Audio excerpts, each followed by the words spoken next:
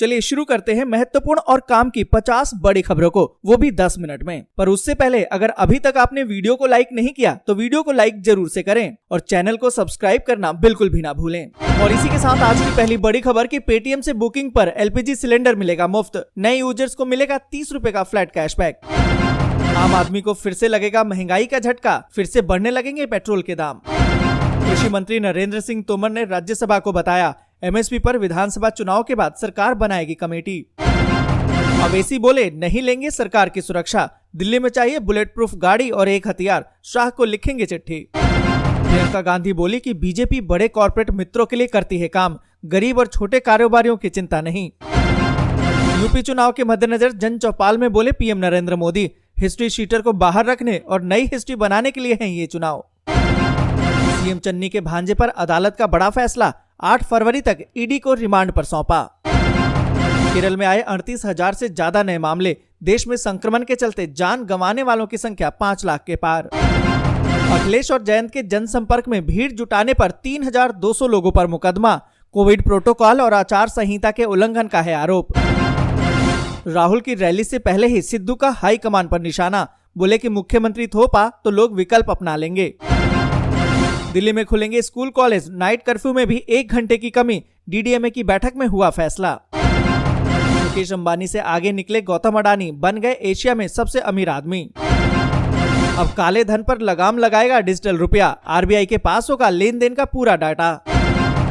Cycle रखो नुमाइश में, कमल ही खिलेगा 22 में, अखिलेश यादव पर अनुराग ठाकुर का पलटवार। गोवा में उम्मीदवारों ने ली निष्ठा की शपथ, गरीबों के लिए न्याय स्कीम लेकर आएगी कांग्रेस, राहुल ने किया वादा। कोरोना के मामलों में 13% की कमी, बीते 24 घंटे में मिले हैं 1,49,394 नए मामले। दिल्ली में कारों में अकेले यात्रा करने वालों को मास्क पहनने में छूट। उत्तर प्रदेश को मिला गणतंत्र दिवस परेड 2022 में सर्वश्रेष्ठ राज्य झांकी का खिताब। सपा सरकार में मंत्री रही राजकुमारी कुशवाहा समेत कई नेताओं ने थामा बीजेपी का दामन।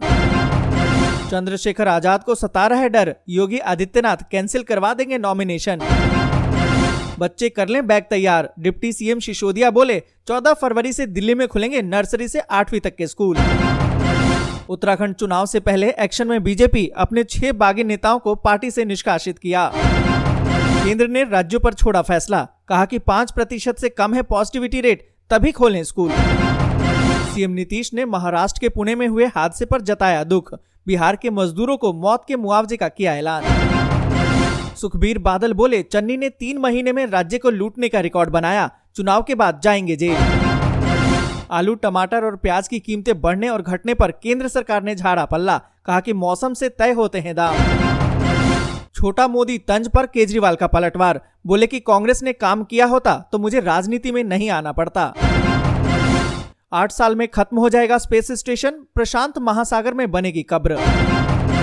अब बाबा रामदेव दे रहे हैं क्रेडिट कार्ड भी, कोई फीस नहीं, कैशबैक तबातोड़। साइकिल का बटन दबाना है, नया पाकिस्तान बनाना है, इस वायरल वीडियो के बाद सपा की बढ़ गई है मुश्किलें। दिल्ली में कोरोना के 2,272 नए मामले, 20 लोगों की मौत। तमिलनाडु में कोरोना के 9,916 नए मामले, जबकि 30 की मौत। डिंपल यादव ने कहा कि पश्चिमी यूपी में सपा को 50 से ज्यादा सीटें, हमारी लहर से भाजपा बौखलाई।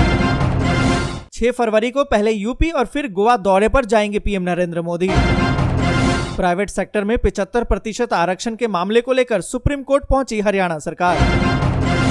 केरल में 1ली से लेकर 9वीं तक की कक्षाएं 14 फरवरी से शुरू होंगी, कॉलेज 7 फरवरी को खुलेंगे। और इसी के साथ दोस्तों अगली बड़ी खबर की दिल्ली में 14 फरवरी से खुल जाएंगे स्कूल, नर्सरी के बच्चे भी क्लास करेंगे, जाने गाइडलाइन। आपको बता दें कि दिल्ली में कोरोना पाबंदियों में छूट दी गई है। देश की राजधानी दिल्ली में अब स्कूल, कॉलेज और जिम खुल जाएंगे। दिल्ली में स्कूलों को चरणबद्ध तरीके से खोला जाएगा। शुक्रवार को डीडीएमए की बैठक में कोरोना पाबंदियों में राहत देने का फैसला हुआ है। आपको बता दें कि दिल्ली के डिप्टी सीएम मनीष सिसोदिया ने जानकारी देते हुए कहा है कि कक्षा 9वीं से 12वीं तक के लिए स्कूल 7 फरवरी से खुलेंगे, जबकि नर्सरी से 8वीं तक की कक्षाएं 14 फरवरी से फिर से खुलेंगी। ऑनलाइन कक्षाएं जारी रहेंगी। कॉलेज सोमवार 7 फरवरी से खुल जाएंगे। उन्होंने बताया कि रेस्टोरेंट अब रात 11 बजे तक खुल सकेंगे। सभी सरकारी और निजी कार्यालयों को 100% क्षमता पर काम करने की अनुमति दी गई है। जिम और स्विमिंग पूल को भी फिर से खोल दिया गया है। बैठक में दिल्ली के स्कूल, कॉलेज, कोचिंग संस्थान और जिम को फिर से खोलने का फैसला किया गया है। साथ ही नाइट कर्फ्यू की अवधि में 1 घंटे की कमी, यानी कि रात 11 बजे से लेकर सुबह 5 बजे तक अब नाइट कर्फ्यू रहेगा।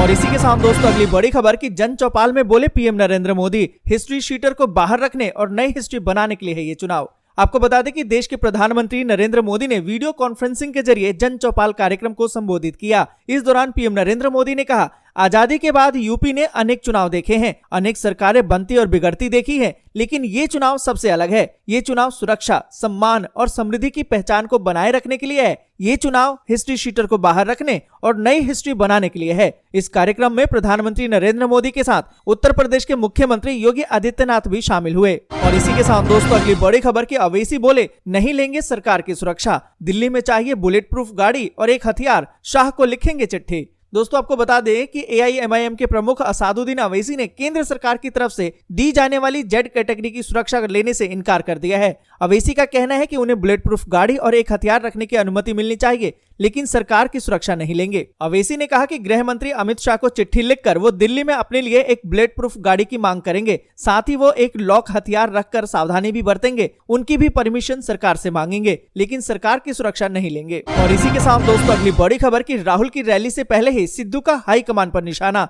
बोले कि मुख्यमंत्री थोपा तो लोग विकल्प अपना लेंगे। दोस्तों यहां पर आपको बता दें कि 6 फरवरी को राहुल गांधी की लुधियाना रैली और पंजाब में कांग्रेस के सीएम फेस की संभावित घोषणा से पहले ही नवजोत सिंह सिद्धू ने एक बार फिर से हाईकमान को परोक्ष रूप से चेता दिया है। उन्होंने कहा कि पंजाब में यदि मुख्यमंत्री थोपा गया तो लोग मौजूद विकल्प यानी आम आदमी पार्टी को अपना लेंगे। किसी का नाम न लेते हुए सिद्धू ने कहा कि पंजाब में 25 साल ऐसे मुख्यमंत्री रहे हैं जो दूसरों के इशारों पर काम करते रहे। ऐसे लोग कैसे चाहेंगे कि पंजाब में सिस्टम बने और 170 सेवाएं लोगों को घर बैठे मिले। इन लोगों की माफिया से मिली भगत है। पंजाब में बीते 25 सालों में 10 साल तो कांग्रेस की सरकार रही है। और इसी के साथ दोस्तों अगली बड़ी खबर की चीन को भारी पड़ रही है अपनी आक्रामकता। कई देशों के लोगों ने ड्रैगन को अपने लिए माना है गलत। दोस्तों यहाँ पर आपको बता दें कि चीन के बढ़ते कदमों की आहट से जहां दुनिया के कई देश परेशान हैं, वहीं एक सच्चाई ये भी है कि उसकी कारगुजारियों की बदौलत ही विश्व में उसकी साख भी गिरी है। विश्व के कई देशों में किए गए सर्वे में ये बात सामने आई है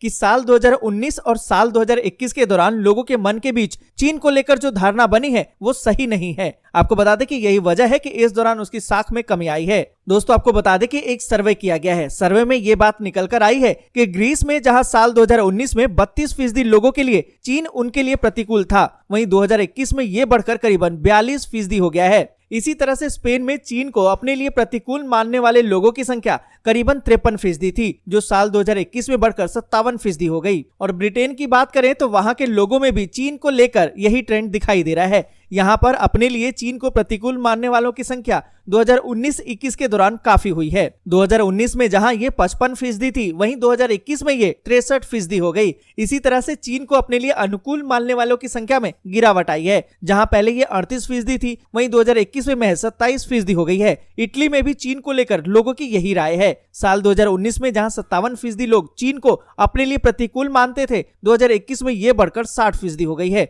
इसी तरह से चीन को पसंद करने वालों लोगों में 2 वर्षों के दौरान 1% का इजाफा हुआ है। जहां पहले ये 37% थी, अब बढ़कर 38% हो गई।